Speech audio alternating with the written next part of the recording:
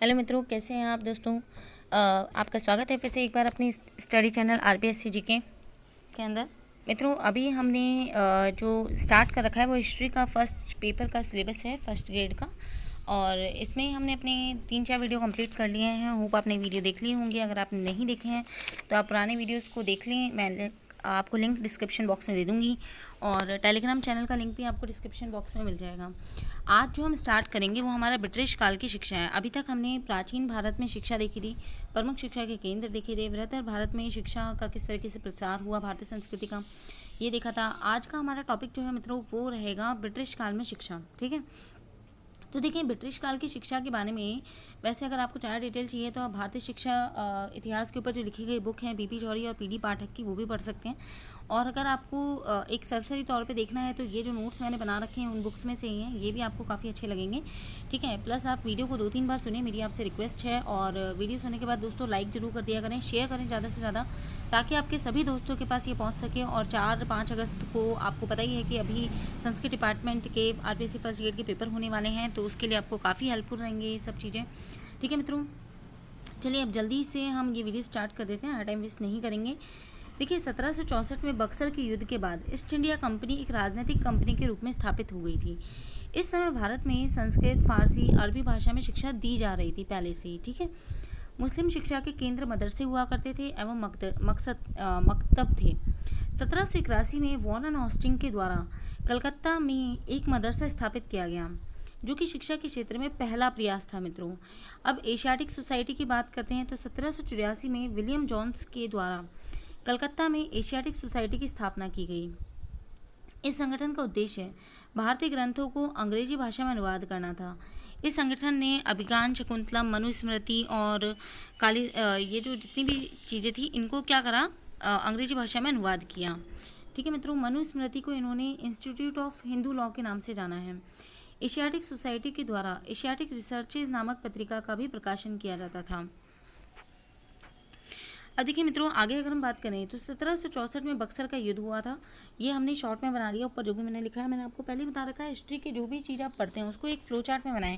देखिए सभी student history के नहीं होते, तो कई बार हमें क्या होता है याद रखना बड़ा मुश्किल हो जाता है। जब हम रिवीजन करें तो हमारे सामने सिर्फ एक फ्लो चार्ट होना चाहिए ताकि जल्दी से जल्दी रिवीजन हो जाए मित्रों। ठीक है, देखिए संस्कृत, फारसी, अरबी में शिक्षा दी जाती थी उस समय। एशियाटिक सोसाइटी 1784 में हुई थी, विलियम जॉन्स ने करी थी। एशियाटिक रिसर्चेज नामक पत्रिका निकाली जाती थी। अभिज्ञान, शकुंतलम, मनुस्मृति का इन्होंने अंग्रेजी भाषा में अनुवाद किया और मनुस्मृति को इंस्टीट्यूट ऑफ हिंदू लॉ के नाम से जाना। मुस्लिम शिक्षा के केंद्र मदरसे और मकतब थे मित्रों। आगे देखते हैं। देखिए 1813 के अंदर अगर हम बात करें तो 1813 में चार्टर एक्ट में शिक्षा के लिए 1 लाख रुपए खर्च किए जाने का प्रावधान किया गया था। चार्टर का मतलब होता है मित्रों अधिनियम पत्र जो निकाले जाते थे। ठीक है, इसी में अधोमुखी निस्यंदन सिद्धांत मिलता है। ये ऑकलैंड की थ्योरी थी। ऑकलैंड ने एक थ्योरी दी थी फिल्ट्रेशन, डाउनवर्ड फिल्ट्रेशन थ्योरी। इसमें ये कहा गया था कि जितने भी उच्च वर्ग के लोग हैं उनको शिक्षित कर दो तो उनसे शिक्षा जो है वो फिल्टर होकर निम्न वर्ग के लोगों तक खुद ही पहुंच जाएगी। परंतु ये एक बहुत ही बेकार सुझाव था। और इस सुझाव को अगर देखा जाए तो ये जो सुझाव दिया था अधोमुखी निस्यंदन थ्योरी का सिद्धांत, इसे मैकडॉनल्ड ने माना था मित्रों। ठीक है, उसने इसका समर्थन किया था। तो देखिए अगर शॉर्ट में देखना चाहें तो सिंपल सा ये चीज़ है। 1813 में चार्टर एक्ट, शिक्षा पे 1 लाख रुपए खर्च हुए। अधोमुखी निस्यंदन सिद्धांत की बात हुई थी ऑकलैंड ने।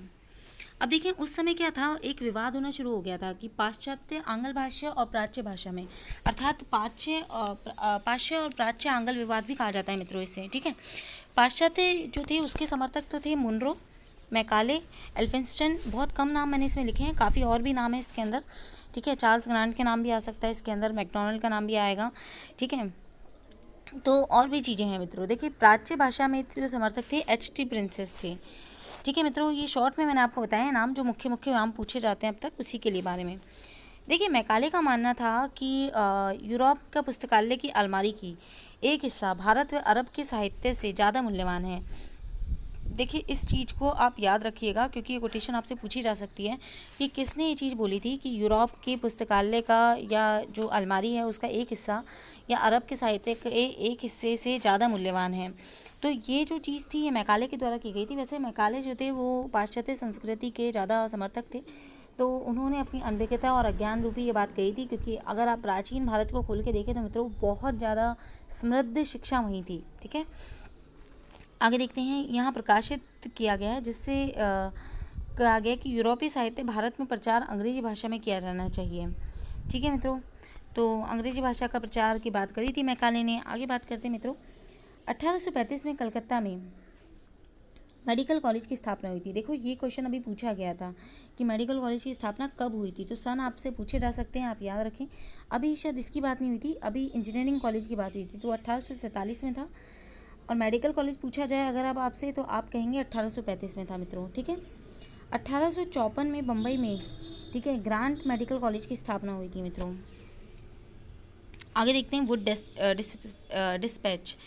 वुड डिस्पैच कहिए या फिर वुड का घोषणा पत्र कहिए। ठीक है, 19 जुलाई 1854 यानी कि 19 जुलाई 1854 को इसे दिया गया था। यह शिक्षा का मैग्ना कार्टा कहलाता है मित्रों। इसमें 100 आर्टिकल थे उस समय में ही। डलहौजी के काल में आया था ये भी पूछ लिया जाता है किसके काल में आया, मिलान करने के लिए आ जाता है, तो आपको याद होना चाहिए वुड डिस्पैच डलहौजी के काल में आया था। ठीक है, और इसे शिक्षा का मैग्ना कार्टा कहा गया था। ये इंपॉर्टेंट बिंदु है। आगे देखिए मुख्य बिंदु क्या थे। पाश्चात्य शिक्षा को भारत में प्रचार किया जाना चाहिए, उन्होंने भी यही कहा। प्राथमिक स्तर की शिक्षा स्थानीय भाषा में दी जाए, माध्यमिक स्तर की शिक्षा स्थानीय व अंग्रेजी भाषा में दी जाए, और विश्वविद्यालय स्तर की शिक्षा अंग्रेजी भाषा में ही दी जानी चाहिए। 3 प्रेसिडेंसी की स्थापना हुई, बम्बई, बंगाल और मद्रास। आप इसे ऐसे याद रख सकते हैं, BBM। ठीक है मित्रों, एक विश्वविद्यालय की स्थापना की जानी चाहिए। इस विश्वविद्यालयों में कुलपति, उपकुलपति, सीनेट व विधि सदस्य नियुक्त किए जाने चाहिए, ऐसा इन्होंने कहा था। ठीक है मित्रों, आगे है 5 स्थानों पर केंद्रीय शिक्षा विभाग की स्थापना की जानी चाहिए, जो कि एक निदेशक व नियंत्रण में होनी चाहिए। महिला शिक्षा को बढ़ावा दिया जाना चाहिए। निजी क्षेत्रों में भी शिक्षा में आने की अनुमति दी जानी चाहिए। देखिए मित्रों, आगे इन्होंने बोला विश्वविद्यालयों में तकनीकी व व्यावसायिक शिक्षा प्रदान की जानी चाहिए। वुड, अगर हम नोट देखें तो वुड डिस्पैच जो था मुख्य रूप से विश्वविद्यालय शिक्षा का विचार दिया था इन्होंने। इसमें सभी सिफारिशों को मान लिया गया। 1857 में तीनों प्रेसिडेंसियों में एक विश्वविद्यालय की स्थापना कर दी गई थी। 5 स्थानों में केंद्रीय शिक्षा विभाग की स्थापना हुई थी। बैथून की देखरेख में महिला पाठशाला स्थापना की गई थी मित्रों। ठीक है, वुड डिस्पैच मूलतः शिक्षा से संबंधित था मित्रों। आगे देखते हैं हंटर आयोग। तो शॉर्ट में अगर आप देखें तो हंटर आयोग जो था वो 1882 में दिया गया था, लॉर्ड रिपन के काल में आया था। देखिए वुड डिस्पैच लॉर्ड डलहौजी के काल में आया था, और 1882 में हंटर आयोग आया जो कि लॉर्ड रिपन के काल में आया। 3 सदस्य थे इसमें। ठीक है, इसमें प्राथमिक शिक्षा और माध्यमिक शिक्षा की बात की गई थी। शिक्षा सुधार, शिक्षा स्थानीय भाषा, व्यावसायिक व साहित्य। ये शॉर्ट में मैंने बताया हुआ है कि इन्होंने माध्यमिक शिक्षा के पाठ्यक्रम को 2 भागों में बांटा था, व्यावसायिक शिक्षा, साहित्य शिक्षा। अभी इसे डिटेल में पढ़ेंगे। ये फ्लो चार्ट है मित्रों, आप चाहें तो वीडियो को पॉज करके फ्लो चार्ट खुद भी बना सकते हैं मित्रों। 1882 में पंजाब विश्वविद्यालय की स्थापना हुई थी, और 1857 में इलाहाबाद विश्वविद्यालय की स्थापना की गई थी। आगे देखते हैं मित्रों, देखें रिपन के काल में 8 सदस्यों वाले इस आयोग का गठन किया गया। यह आयोग प्राथमिक व माध्यमिक शिक्षा में सुधार करने हेतु गठित किया गया था। प्राथमिक स्तर की शिक्षा में सुधार किया जाना चाहिए। स्थानीय भाषा में प्राथमिक स्तर की शिक्षा दी जानी चाहिए, ऐसा इन्होंने बोला था। माध्यमिक स्तर की शिक्षा के 2 भागों में बांटना चाहिए, व्यावसायिक और साहित्यिक शिक्षा। ठीक है, यानी इसका पाठ्यक्रम 2 भागों में होना चाहिए, तो व्यावसायिक और एक साहित्य। योग्य विद्यार्थियों को ही साहित्य शिक्षा दी जानी चाहिए। साहित्य शिक्षा प्राप्ति के बाद ही विश्वविद्यालय में प्रवेश दिया जाना चाहिए। और निजी क्षेत्र को भी प्राथमिक व माध्यमिक शिक्षा को आने का मौका दिया जाना चाहिए, ऐसा इसमें लिखा गया था। हंटर आयोग की सभी सिफारिशों को स्वीकार कर लिया गया, और 1882 में पंजाब में विश्वविद्यालय, जैसा कि मैंने अभी पहले फ्लो चार्ट में बताया था, और 1887 में इलाहाबाद में विश्वविद्यालय की स्थापना कर दी गई थी मित्रों। सन याद रखिएगा क्योंकि सन पूछे जाते हैं। नेक्स्ट है भारतीय विश्वविद्यालय आयोग अधिनियम 1904। देखिए वैसे तो ये जो अधिनियम था ये 1902 में निकाला गया था, जिसे रेले आयोग के नाम से भी जाना जाता है, पर फिर इसके ऊपर एक कानून बना दिया गया था और एक विधेयक प्रस्तुत कर दिया गया, जिसका नाम दिया गया था भारतीय विश्वविद्यालय अधिनियम। 1904 में ये आया था, इसीलिए इसे नाम 1904 दे दिया गया था। देखिए 1899 में करजन भारत का वायसराय बना। करजन के काल में पुलिस सुधार आयोग, सिंचाई आयोग तथा बंगाल विभाजन जैसी कई बड़ी घटनाएं करजन के काल में घटित हुई थी। भारतीय विश्वविद्यालय राष्ट्रवाद केंद्र बनते जा रहे थे। तो देखिए 1857 की क्रांति के बाद लोगों में क्रांतिकारिता की बीज तो बो ही दिए थे, भले ही वो सफल ना हुई हो स्वतंत्रता दिलाने में, पर क्रांतिकारी के बीज बो दिए थे। ये हम 1857 की क्रांति का जब पढ़ेंगे तो उसमें डिटेल से पढ़ेंगे मित्रों। तो देखो, ये सिंपल सी बात ही होती है कि अब लोग जो थे अपनी राष्ट्रीयता की भावना उनमें जागने लगी थी। तो जितने भी निजी विश्वविद्यालय खुलना शुरू हुए थे, 1882 में जो हंटर आयोग आया था उसने निजी क्षेत्र की बात करी थी। उसके बाद क्या हुआ, बहुत तेज़ी से निजी विश्वविद्यालय और विद्यालयों की स्थापना होना शुरू हो गई थी। तो हुआ क्या, निजी विश्वविद्यालयों में क्रांतिकारी गतिविधियों ने अपना स्थान लेना शुरू कर दिया था। ठीक है, तो इसको देखते हुए विश्वविद्यालयों पर अपना नियंत्रण बनाने के लिए, विकेंद्रीकरण करने के लिए 1902 में सर टॉमस रेले की अध्यक्षता में एक आयोग का गठन किया गया, जिसे मैंने बताया रेले आयोग कहा गया था। ठीक है मित्रों, इसमें 2 भारतीय सदस्य थे, सैयद हुसैन बिलग्रामी और जस्टिस गुरदास बनर्जी। नाम याद रखिएगा, सैयद हुसैन बिलग्रामी, जस्टिस गुरदास बनर्जी। इस आयोग की सिफारिश के आधार पर 1904 में भारतीय विश्वविद्यालय अधिनियम पारित कर दिया गया। 1902 में टॉमस रेले आयोग का गठन हुआ था।